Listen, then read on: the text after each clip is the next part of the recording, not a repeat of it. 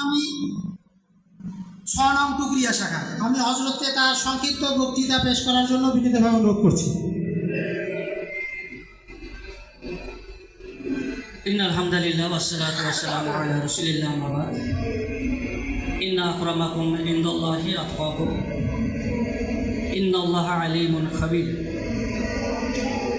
গোপীনাথপুর দারুস সুন্নাহ মজিদিয়া হাফিজিয়া মাদ্রাসা ও এতিমখানার আজকের এই প্রাক্তন ছাত্রদের পুনর্মিলনী অনুষ্ঠানে উপস্থিত আছেন অত্র প্রতিষ্ঠানের সভাপতি, সেক্রেটারি সহ বাংলাদেশ জাতীয়তাবাদী দল বিএনপির পীরগঞ্জ জেলা আহ্বায়ক জননেতা সাইফুল ইসলাম ভাই সহ বিএনপির উপজেলা আহ্বায়ক পলাশ চৌধুরী ভাই সহ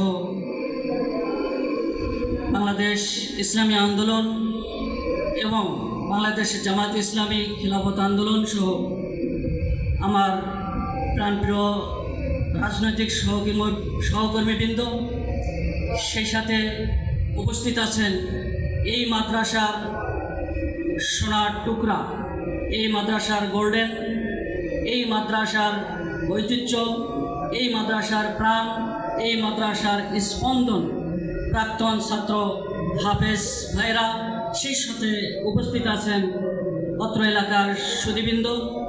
সকলের প্রতি বাংলাদেশ জামাত ইসলামীর পক্ষ থেকে সালাম জানাচ্ছি। আসসালামু আলাইকুম ওয়া রাহমাতুল্লাহ। মাদ্রাসার পক্ষ থেকে দাওয়াত দেওয়া হয়েছিল আমাদের পীরগঞ্জ উপজেলার বাংলাদেশ জামাত ইসলামী কর্তৃক মনোনীত এমপি পদপ্রার্থী মাওলানা নুরুল আমিন ভাইকে। অত্যন্ত দুঃখের সাথে বলতে হয়, আজকে কেন্দ্রীয় মেহমান সহ রংপুর জেলা শুরা ও কর্ম পরিষদ বৈঠক থাকায় উনি আমাদের মাঝে, আপনাদের মাঝে উপস্থিত হতে পারেন নাই। এজন্য উনি দুঃখ প্রকাশ করেছেন এবং আপনাদেরকে সালাম জানিয়েছেন। সেই সাথে আপনাদের কাছে দোয়া চেয়েছেন যাতে করে আগামী দিনে পীরগঞ্জ থেকে ইসলামের কথা বলার জন্য, কোরআন হাদিসের কথা বলার জন্য সংসদে গিয়ে উপস্থিত হতে পারেন, সংসদীয় আসন গ্রহণ করতে পারেন। এজন্য আপনাদের কাছে দোয়া চেয়েছেন। সম্মানিত উপস্থিতি, এখানে আরও অনেক মেহমান আছেন। একটা দুপুরবেলা খাবারেরও সময়, আমাদের পেটে ক্ষুধাও আছে।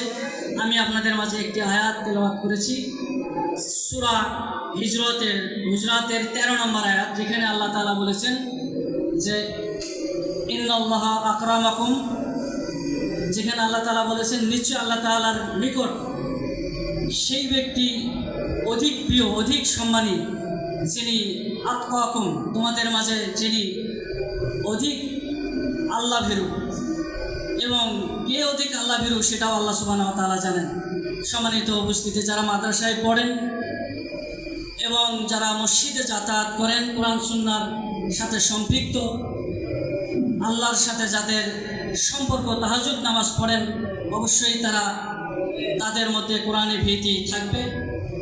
তো আগামী দিনে কোরআনওয়ালা লোকদেরকে, সৎ যোগ্য ব্যক্তিদেরকে, যারা সমস্ত দুর্নীতির ঊর্ধ্বে সবাই মিলে যারা বাংলাদেশকে করতে চান শোষণমুক্ত, দুর্নীতিমুক্ত, চাঁদাবাজ মুক্ত, সন্ত্রাস মুক্ত, যারা রাষ্ট্র গঠন করতে চান, এইরকম সৎ যোগ্য ব্যক্তি দিয়ে দেখে আগামীতে আপনারা আপনাদের সমর্থন, আপনাদের ভোট অধিকার দেবেন ইনশাআল্লাহ। সেই সাথে আরেকটি হাদিস আমি বলি। আম্মা জান আয়েশা রাদিয়াল্লাহু তাআলা আনহাকে এক ব্যক্তি জিজ্ঞাসা করেছিলেন যে ইয়া রাসূল, ইয়া উম্মুল মুমিনিন, রাসূল করিম সাল্লাল্লাহু আলাইহি সাল্লামের চরিত্র কেমন ছিল? তখন আম্মা জান আয়েশা রাদিয়াল্লাহু তাআলা আনহা তাকে জিজ্ঞাসা করেছিলেন যে তুমি কি কোরআন পড়ো নাই?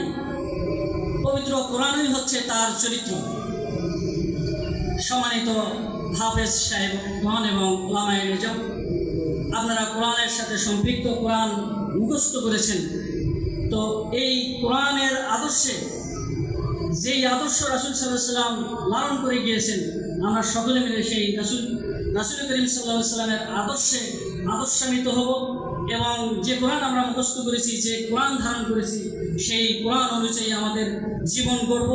এই প্রত্যাশা রেখে সবাইকে সাধুবাদ জানিয়ে ধৈর্য সহকারে এই অনুষ্ঠানে অংশগ্রহণ করার জন্য এবং নীরবতা পালন করার জন্য সবাইকে আবারও ধন্যবাদ এবং মোবারকবাদ জানিয়ে মাওলানা নুরুল আমিন ভাইয়ের পক্ষ থেকে আবারও সালাম জানিয়ে আমি আমার সংক্ষিপ্ত বক্তব্য এখানে শেষ করছি। সকলেই ভালো থাকবেন, সুস্থ থাকবেন। আসসালামু আলাইকুম ওয়া রাহমাতুল্লাহ। অসংখ্য ধন্যবাদ। আসলে আমরা স্রেফ দুইজন অতিথির বক্তৃতা শুনবো, এরপরে আমরা আমাদের খাবারের কার্যক্রমে চলে যাবো ইনশাআল্লাহ। তো আপনারা বেশ ক্ষুধার্ত, আমরা